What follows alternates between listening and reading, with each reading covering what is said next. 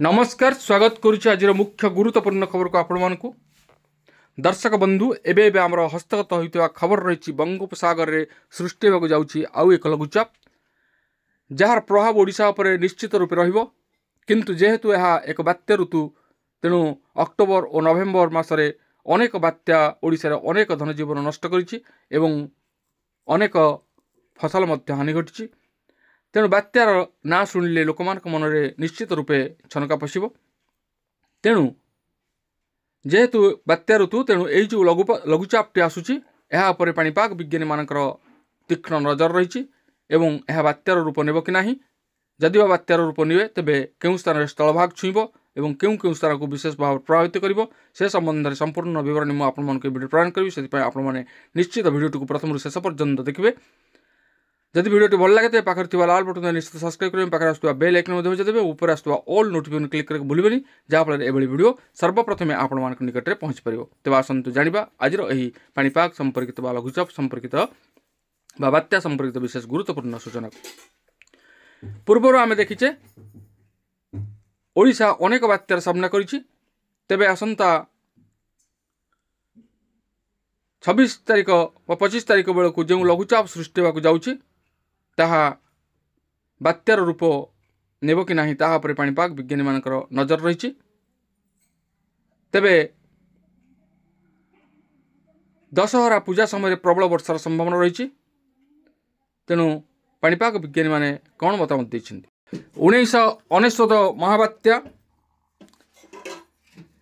एवं फनी तितिल जवाद एभली अनेक बात्या यही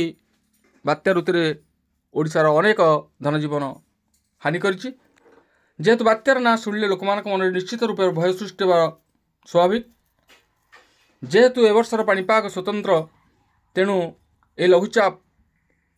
किभली भाव रूप नेब से संबंध में पाणीपाग विज्ञानी माने अनेक प्रकार मत प्रदान करिसेंति तेणु भयभीत होबार कौन कारण नहीं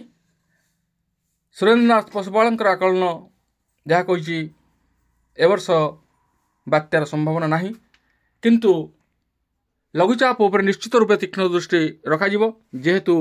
यह बात्या ऋतु हुए तो यह बात्यार रूप नहीं पारे हुए तो भीषण बात्यार रूप नहीं पारे तेबे एथर दशहरा हो पारे वर्षा आउ यही 25 और 26 तारिख जो बंगोपसागर लघुचापटी सृष्टि हो यह घनीभूत होगापाई पाग मध्य अनुकूल रही यह फल दशहरार वर्षा होबार आशंका एपरी हेले चलित दशहरा बजार फिका पड़ पारे 26 तारिख रु 27 तारिख व 28 तारिख अर्थात षष्ठी पूजार अष्टमी पर्यंत सारा राज्य में भल वर्षा हो मध्यम धरण वर्षा सांग किसी जिले में भारी वर्षार आशंका रही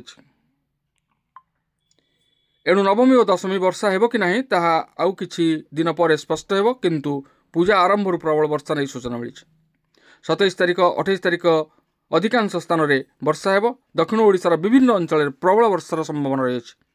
लघुचाप 29 रे पश्चिम ओडिशा दे छत्तीसगढ़ और नागपुर आड़क गति कर 29 रे भी विभिन्न स्थान में वर्षार संभावना रही 30 तारिख पर पाग बदल 28 तारिख में षष्ठी पूजा तेणु षष्ठी और सप्तमी पूजा समय वर्षार संभावना रही भुवनेश्वर आंचलिक पाणीपाग विज्ञान केन्द्र सूचना अनुଯାयी बलांगीर टिटलागढ़ सुवर्णपुर बरगढ़ नुआपड़ा भवानीपाटना तालचेर यही सब स्थान में वर्षा हो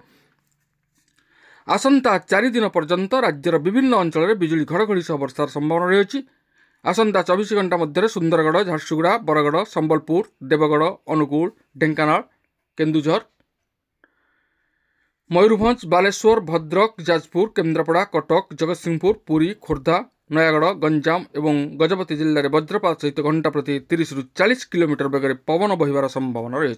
तेज ये आज पाणीपाग संपर्कित विशेष गुरुत्वपूर्ण सूचना आज पुणी देखा आगामी भिडियो रोचे धन्यवाद नमस्कार।